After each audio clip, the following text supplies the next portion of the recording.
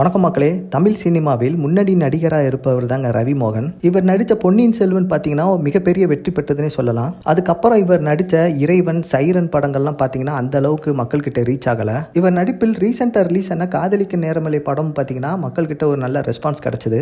இது தவிர ரவி மோகன் சுதா கொங்கரா இயக்கத்தில் சிவகார்த்திகேயன் நடிக்கும் 25வது படத்திலும் நடிச்சு வராரு.